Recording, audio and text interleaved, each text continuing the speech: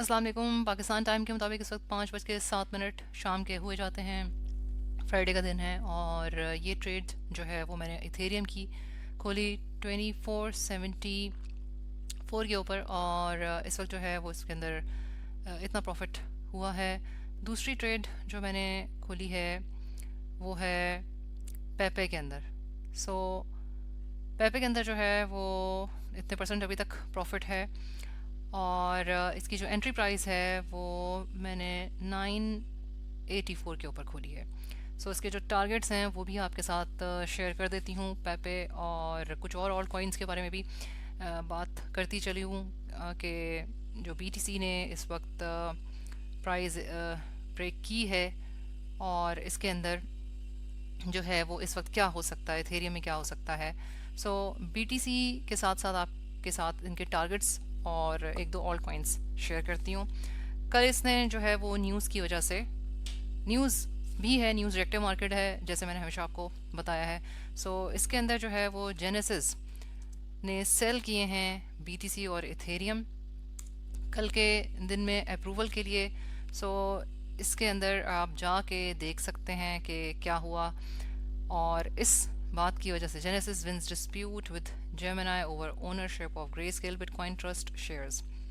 सो एक ये न्यूज़ है जिसकी वजह से हो सकता है कि मार्केट के अंदर तेज़ी आई है और 50,000 तक जो है वो इम्कान है कि टच कर ले, वरना रेजिस्टेंस जो है वो 48,800 और 49 के करीब करीब रेजिस्टेंस है। सो पहले जो रेजिस्टेंस जब होती है और उसके करीब करीब प्राइस आती है तो फिर काफ़ी जो है वोलेटिलिटी और रिजेक्शन के चांसेस होते हैं और उसमें ट्रेड बहुत ध्यान से लेनी होती हैं। सो ये दो ट्रेड्स जो मैंने शॉर्ट स्कैल्पिंग के लिए जो है खोली, सो जिसके अंदर छोटा छोटा जो है वो प्रॉफिट हो सकता है, कोई बहुत लंबा चौड़ा नहीं, लेकिन अगर रिस्क लेके करना चाह रहे हों तो फिर वही पैसे लगाएं जो आप लूज़ कर सकते हैं। सो कुछ कॉइन्स मैं देख रही थी बीटीसी के अंदर, जैसे मैंने आपको बताया कि रेजिस्टेंस बता दिया, आपके साथ शेयर कर दिया मैंने, और 50 तक हो सकता है कि बिल्कुल टच कर जाए और ब्रेक भी कर सकता है। और अगर ये ब्रेक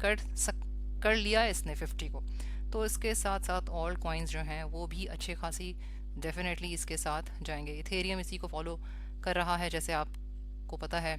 सो इथेरियम के अंदर अच्छी खासी जो प्राइस जो है शॉर्ट स्कैल्पिंग के हिसाब से मैंने जो अपना प्रॉफिट का टारगेट लगाया है वो 25-10 के करीब लगाया है। ऊपर नीचे ट्रेड देख कर लूँगी, लेकिन तकरीबन 25-18 और 20 तक लगभग जाने के भी अच्छे खासे चांसेस हैं, क्योंकि 2570 इसने 2470 को ब्रेक किया तो वहाँ से जो है वो बनते हैं एनालिसिस के हिसाब से वो 25-18 तक चांसेस हैं कि आराम से चला जाए। सो मैंने जो अपनी लगाई है टारगेट प्रॉफिट वो 25-10 के करीब करीब लगाई है। और दूसरे ऑल कॉइन्स का भी आपके साथ जो है वो शेयर करती जाऊँ। चूँकि बीटीसी है, बीटीसी के अंदर प्राइस जाएगी तो अच्छे खासे ऑल कॉइन्स के अंदर भी जा सकती है। पेपे दूसरी पोजीशन जो मेरी खुली हुई है वो पेपे के अंदर है। सो पेपे के अंदर जो है वो भी अच्छी खासी बन सकते हैं। टारगेट्स मैंने आपके सामने यहाँ पे शेयर किए हुए हैं। सो पहला टारगेट अगर यहीं से ही आप पिक कर लेते हैं, जो इस वक्त करंट प्राइस है 996 है, सो तकरीबन इसके करीब ही मैंने लगभग जो है वो 980 के करीब करीब ही लगाई हुई है। 995 के करीब सॉरी मैंने जो है वो पोजीशन जो है वो जब मैंने ऑन की थी तो तकरीबन 990 ही थी, 90। तो इस वक्त जो है वो 94-95 चल रहा है और टारगेट जो पहला लगाया है वो 10, दूसरा टारगेट जो है वो 1112, तीसरा टारगेट जो है वो 1184।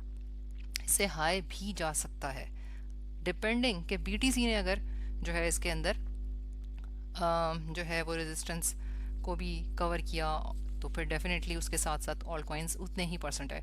लेकिन जहां आपको लगता है कि सेफली टारगेट बुक कर लेना चाहिए वहां पे बुक कर लें। दूसरा पेपे के साथ साथ इथेरियम, ये दो में मैंने जो है वो अपनी पोजीशंस लॉन्ग खोली हुई हैं। दो कॉइन्स जो है वो और मैं देख रही थी कोटी लेकिन कोटी जो है वो थोड़ा सा देखते देखते और वीडियो बनाते बनाते ही जो है उसी टाइम के अंदर ही थोड़ा सा पंप कर गया। सो जो पहली पोजीशन है जहाँ तक प्राइस जा सकती है वो 133 है, दूसरी जो है वो 0.212 के करीब करीब बिल्कुल जा सकती है, इससे हाई भी बिल्कुल जा सकती है डिपेंडिंग के बीटीसी कैसे रिएक्ट करता है। सो इस वक्त जो है वो बीटीसी के ऊपर सारे मामलात हैं, न्यूज़ रिएक्टिव है मार्केट जैसे मैंने आपको बताया। सो एक जो है वो कोटी के बारे में मैंने आपको टारगेट दिया है, दूसरा मैंने पेपे के बारे में, और एक जो है वो मैं आपको बताती चलूँ एपीआई 3 जो है ये इसके अंदर भी जो है वो बिल्कुल जो मेरी एनालिसिस है उसके हिसाब से यहाँ पे अगर इस वक्त करंट प्राइस जो है इसकी उसमें भी बाइंग अगर करते हैं स्पॉट में या फिर इसके अंदर एसएल लगा के स्टॉप लॉस लगा के अगर आप फ्यूचर में करना चाहते हैं तो स्टॉप लॉस जो है वो आप लगा के करेंगे। तो स्टॉप लॉस जो है वो तकरीबन अगर आप लगाते हैं करंट प्राइस से भी लेके तो डेफिनेटली इसका जो है वो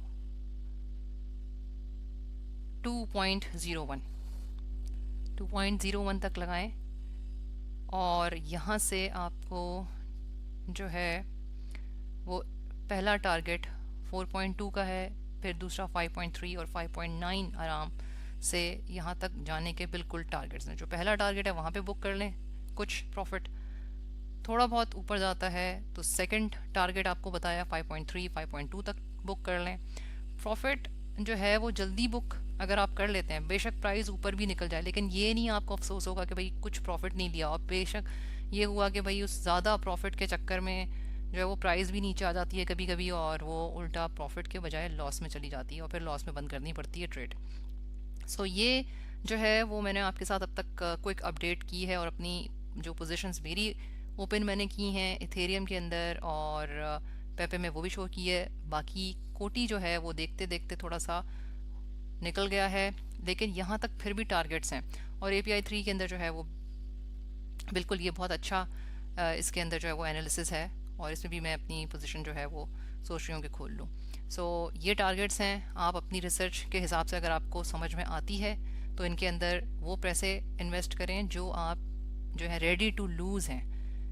सो इस वक्त हर ट्रेड जो है वो ध्यान से लेनी है कि क्योंकि जो है वो पैसे लॉस में ना जाएं, और फ़ायदा होता है तो अच्छा प्रॉफिट मिल सकता है होपफुली। सो ये है अब तक की update. Like share subscribe and hit the bell icon button. Till then अल्लाह हाफिज़।